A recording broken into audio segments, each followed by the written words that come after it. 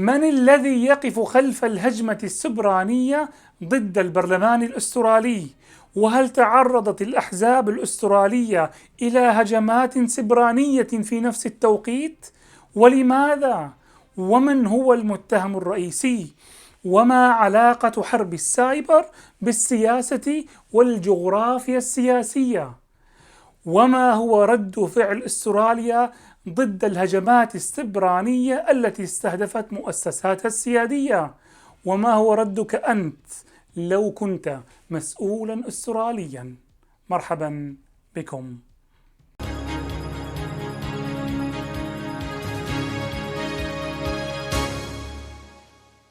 حتى نفهم موضوع الحلقة بالضبط لابد كما عودناكم أن نضع الأمور في سياقها التاريخي والسياسي والجغرافي والاقتصادي حتى نفهم القصة تماما. أستراليا تعتبر من أبرز المستعمرات البريطانية السابقة.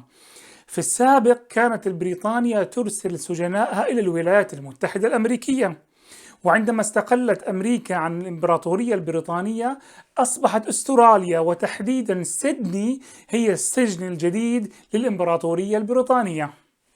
حاليا تعتبر أستراليا من الدول المتقدمة اقتصاديا، وهي من أخفض معدلات الفقر عالميا، ومن أكثر الدول سعادة حسب مقاييس السعادة العالمية، كما أن عدد سكانها يبلغ حوالي 25 مليون نسمة، والكثافة السكانية فيها منخفضة جدا بشكل لا يوصف، فهي قارة شبه فارغة. أحد الأسباب الرئيسية في عدم صعود أستراليا كقوة عالمية هو الجغرافيا، مساحات صحراوية واسعة، مناخ شبه قاسي أثر على جذب السكان بطبيعة الحال، ومناخ طارد للسكان، وبالتالي جعل الموارد البشرية في هذه الدولة محدودة وضعيفة.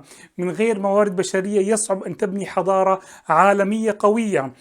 أغلب المستوطنات السكانية في أستراليا أو المدن الأسترالية أغلبها هي موجودة إما على الساحل أو قريبة نسبيا إلى الساحل.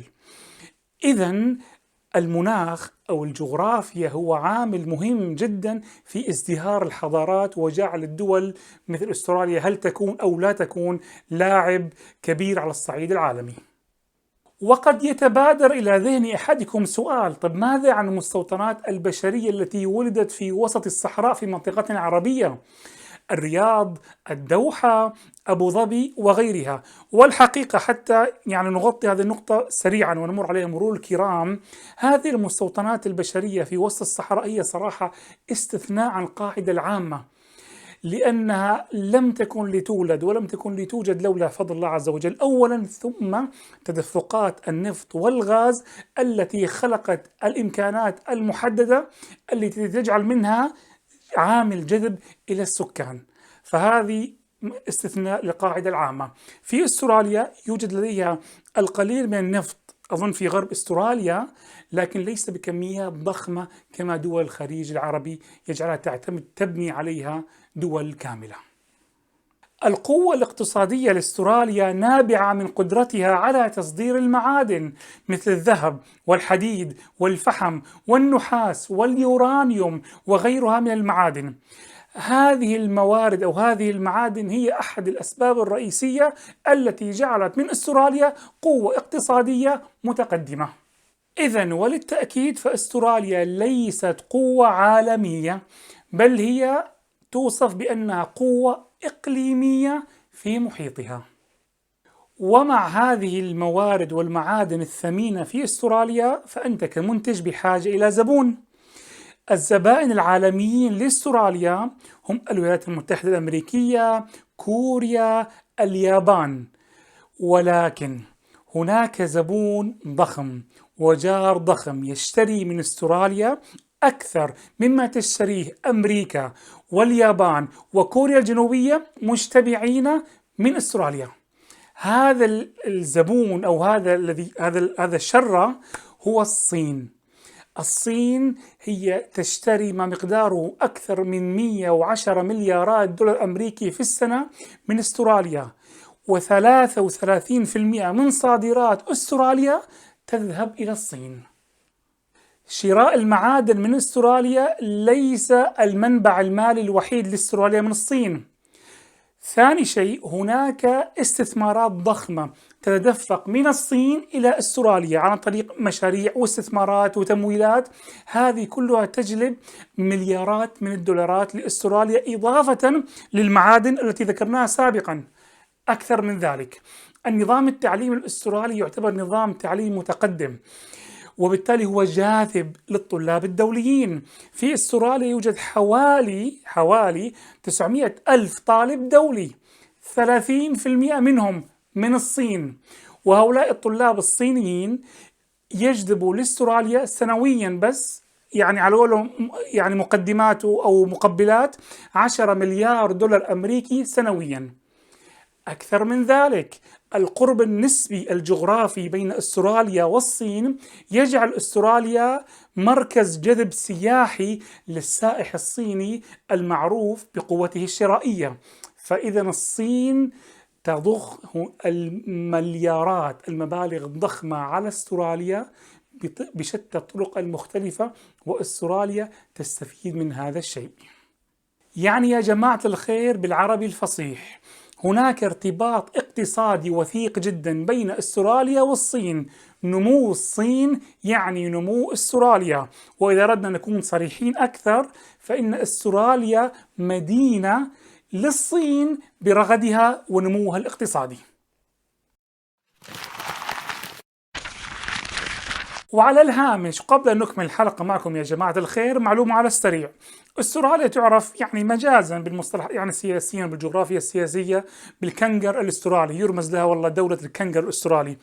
الصين تعرف بالتنين الصيني، لكن حسب ما أذكر يعني منذ عدة سنوات، والله نسيت بالضبط كم، ربما 10 أو أكثر أو 15 سنة تقريبا، وضمن حملات الصين ضمن نطاق الدبلوماسية العامة والقوة الناعمة سوفت باور، فإن الصين أرادت أن تغير، يعني تجعل لها وجه ألطف وأجمل حتى تدخل في العالم على مهل.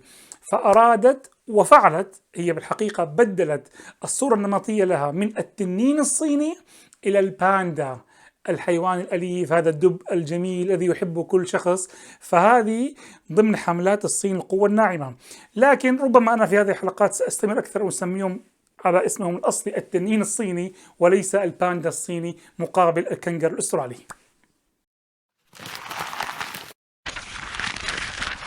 إذن أستراليا هي دولة غربية من الناحية السياسية والاجتماعية، ولكن اقتصادها يعتمد على عدو الغرب الأول، على الاقتصاد المشرقي من الصين. أي موقف أسترالي قوي ضد الصين سيقود إلى كارثة اقتصادية حقيقة كبيرة للغاية على استراليا، واستراليا الآن ليس لديها القدرة الاقتصادية على تحمل هذه التبعات. وهنا المشكلة الكبرى، يعني استراليا قريبة من الصين وتعتمد ماليا عليها، ولكن اختلاف التوجهات السياسية والأيديولوجية بينها إذا تداخل بقضايا كبيرة قد ربما يقود إلى كوارث ومشاكل. ولو صارت حرب اقتصادية فإن استراليا بلا شك هي المتضرر الأكبر وليس الصين. والصين تضع هذه الاستثمارات الضخمة والمبالغ الضخمة في استراليا ممزوجة أو مصحوبة بنفس توسعي واضح. فالصين تتغلغل ولديها يعني أدوات ووسائل، وحاولت أن تؤثر في السياسة الأسترالية وفي مجالات الحياة الأخرى في استراليا. على سبيل المثال، فإن الصين معروفة جدا بدعمها غير المباشر وغير الرسمي لأشخاص من أقليات عرقية محددة في استراليا، لهم مواقف مشجعة ويتبنون موقف الحزب الشيوعي الصيني الحاكم ويدعمونه في استراليا. واستراليا أو عفوا الصين تسيطر بشكل شبه كامل على جميع الوسائل الإعلامية الصينية في استراليا ما عدا وسيلة إعلامية واحدة. وأكثر من ذلك، الصين ترصد وتراقب وتحلل جميع المحتويات الإعلامية في استراليا، بل وتقدم شكاوى وترفع قضايا قانونية ضد قنوات وإذاعات وأشخاص في استراليا بتهمة التشهير والإساءة ضد الصين وبعض الأفراد في الصين. مثال آخر، فإن الجامعات الأسترالية يا جماعة الخير معروفة جدا بأنها يعني في أراضيها أو في إحرامها الجامعي تأثير ونفوذ كبير للغاية للحزب الشيوعي الحاكم في الصين، بل أن الصين متهمة بأنها أسست لشبكات تجسس، يعني احنا 2020 2019 تجسس شبكات جواسيس لطلاب صينيين في جميع الجامعات الأسترالية لتراقب وترصد جميع آراء وتحركات الطلاب الصينيين في الجامعات الأسترالية.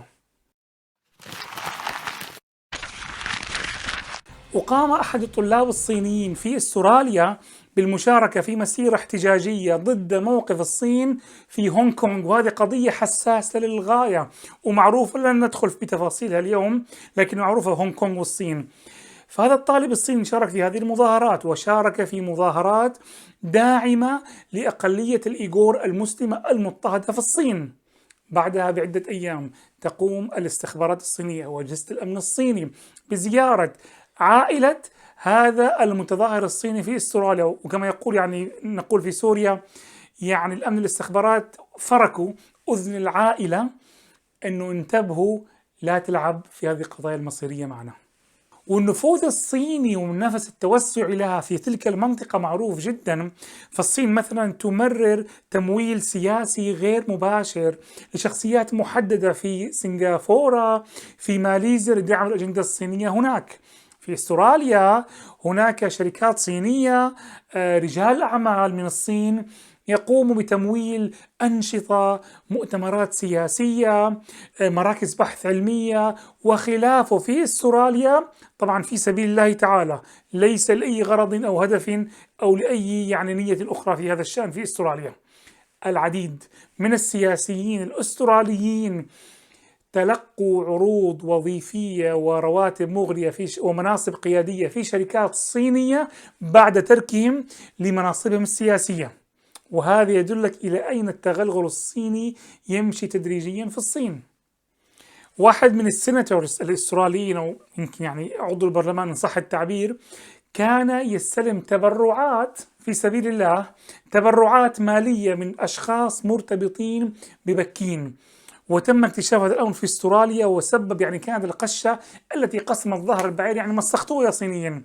فاجتمع البرلمان الأسترالي وأقر قانون يمنع أي عضو في البرلمان، أي جماعات ضغط لوبي سياسية، الحصول على أي تمويل أو دعم أجنبي من دولة أجنبية، لأنه هذا السيناتور كان الذي حصل على التبرعات كان يحاول أن يؤثر على قرار أو سياسة الحكومة الأسترالية بخصوص قضية بحر الصين الجنوبي، وهنا كانت يعني شيء مؤلم للأستراليين فأقروا ذلك القانون.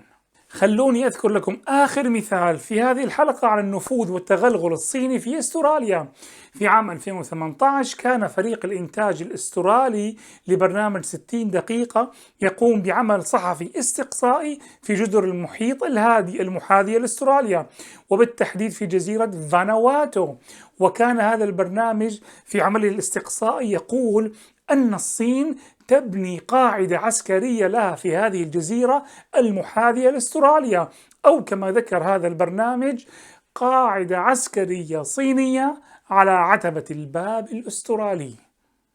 قبل بث الحلقة بفترة قصيرة يتصل أحدهم من السفارة الصينية في استراليا على منتج البرنامج ويقول له بالنص: لن تبث هذه الحلقة. فيرد عليه المنتج: بل سأقوم ببثها. فيرد عليه المتصل من السفارة الصينية: سوف أتواصل مع مديرك ولن تبثها، ونقطة انتهى.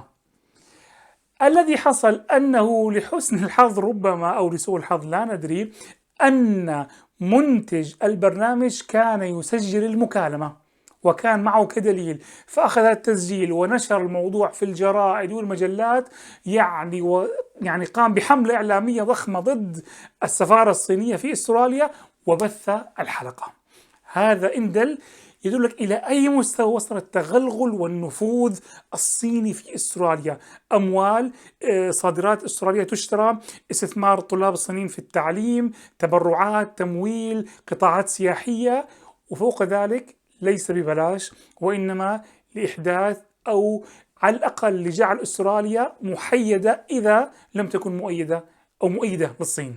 وبسبب ذلك فإن الاستخبارات الأسترالية تقول إن الاستخبارات الصينية كل يوم في وجهنا في أستراليا up in our face.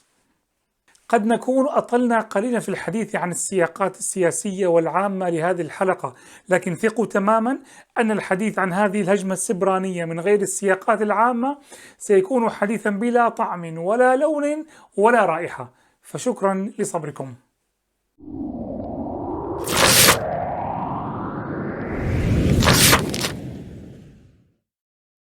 في فبراير 2019 اكتشفت هجمات خبيثة سبرانية كانت تستهدف شبكة الحاسب في البرلمان الفيدرالي الأسترالي، إضافة لهجمات خبيثة ضد أكثر من حزب سياسي في أستراليا من بينها الحزب الحاكم.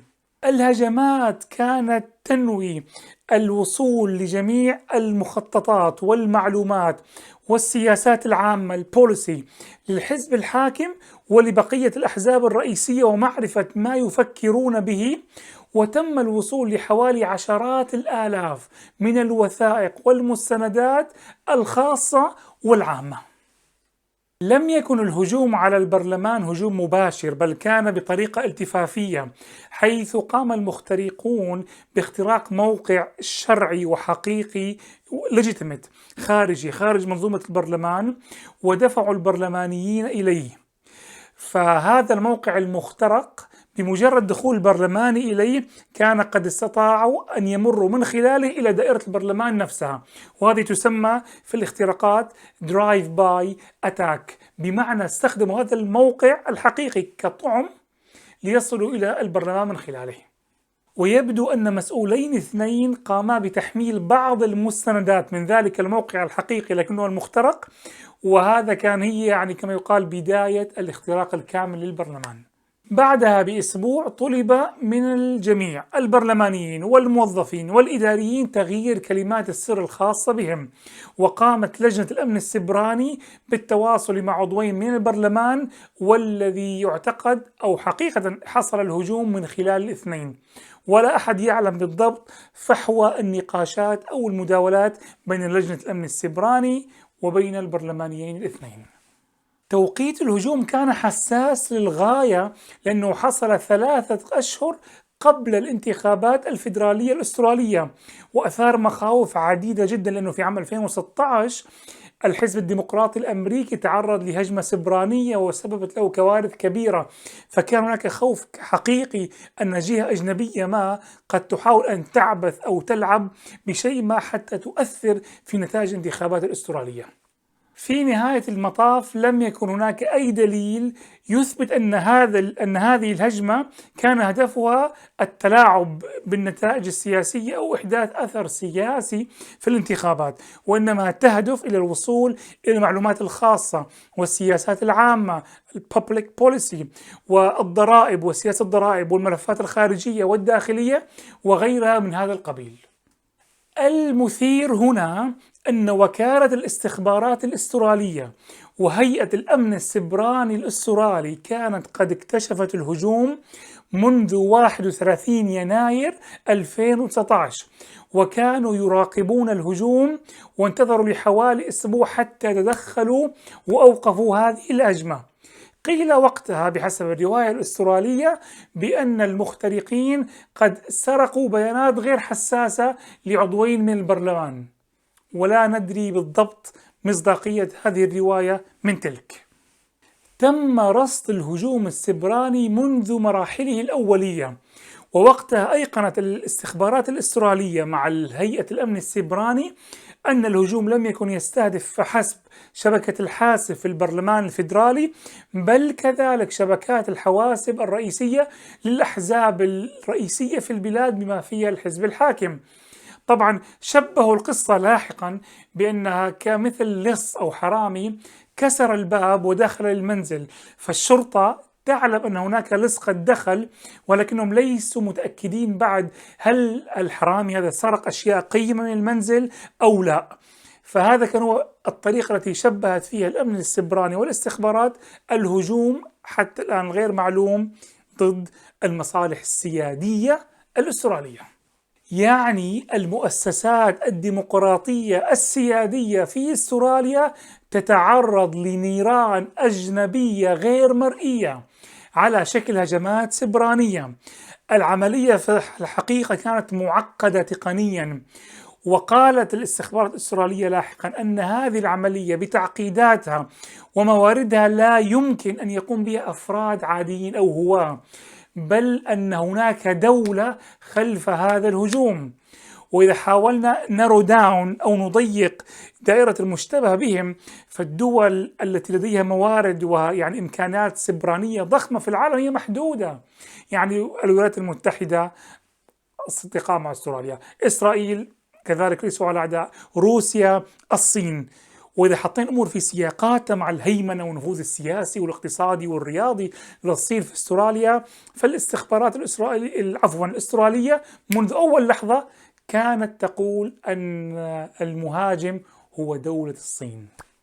لكن بسبب حساسية الوضع السياسي والاقتصادي والجيوسياسي بين أستراليا والصين، فإن رئيس وزراء الأسترالي يعني خرج في مؤتمر صحفي وقال أن هناك دولة ما هجمت علينا أو خلف الهجوم، لكن السياسي لم يذكر هذه الدولة صراحة. طبعا الاستخباراتي هو شق والسياسي هو شق آخر. قال رئيس الوزراء هذا الكلام، ثم يعني لسه ما يلا خلصنا تأتي الصين وتصرح تصريح تقول أن أي إيماءات أو ادعاءات بأن الصين خلف هذا الهجوم هي ادعاءات وإيماءات غير صحيحة ولا أساس لها، وقد تؤثر على العلاقة الاقتصادية الأسترالية الصينية. يعني مع أنه رئيس الوزراء لم يسمي بالاسم ولم يتهم رسميا، بل أن أكثر ما حصل هو أن الاستخبارات الأسترالية بلغت الخبر وسربت الأمر إلى بعض الصحفيين الأستراليين لينشروه في وسائل الإعلام، ما في كلام رسمي عليه. لكن مع ذلك الصين تحركت وقالت، وسكت الأسترالي السياسي الرسمي. معظم الهجمات السبرانية التي استهدفت أستراليا كان خلفها الصين بحسب تسريبات الاستخبارات الأسترالية إلى وسائل الإعلام المحلية، بل إن الاستخبارات الأسترالية كانت جدا دقيقة في تسريبها، حيث قالت لوسائل الإعلام بأن الهجوم ضد البرلمان الأسترالي قد نفذ وخطط ومول وحصل من خلال وزارة الأمن الوطني الصينية. يعني في الحقيقة الكنغر الأسترالي يعني ربما يكون محتقن قليلا من التنين الصيني، لأنه هذه ليست أول هجمة سبرانية ضد البرلمان وضد أستراليا. بل على سبيل المثال للحصر في عام 2011 تعرض النظام الإيميلات البرلماني في أستراليا لهجمة سبرانية. في 2015 تعرضت هيئة الإرصاد الوطنية لهجمة سبرانية أخرى، ودائما يقول خلفها دولة محددة كالعادة. هذا إضافة إلى عشرات الهجمات السبرانية التي استهدفت مواقع حكومية وشركات خاصة، بعضها كان موقوتا يعني قبل إحداث صفقة تجارية معينة وقبل بيع أسهم معينة بأهداف معينة. يعني باختصار أستراليا أنهكت من كثرة الهجمات السبرانية عليها من دولة محددة، وهذه الدولة المحددة لم يذكر أي سياسي أسترالي في منصب رسمي في الحكومة من هي هذه الدولة، بل كانت كلها تسريبات استخباراتية إلى وسائل الإعلام المحلية. لذلك فارتفعت الكثير من الأصوات التي تقول إذا كان البرلمان لديه موارد وإمكانيات سبرانية استطاعت أن تحميه، فماذا عن الشركات الأسترالية الصغيرة والمتوسطة الحجم وربما الكبيرة؟ من يحميها من أي هجوم سبراني أجنبي؟ هذا الأمر دعا وكالة الأمن الداخلي الأسترالي لأن تقول أن هذه الهجمات السبرانية الأجنبية هي هجمات خطيرة تهدد الأمن القومي. ويبقى السؤال الأبرز، كيف يتم التعامل مع هذه الهجمات الأجنبية ضد المصالح الأسترالية؟ فانظر إلى أي مستوى وصلت الحروب بين الدول، وانظر إلى مستوى التغلغل الصيني في أستراليا. طبتم وطابت أوقاتكم.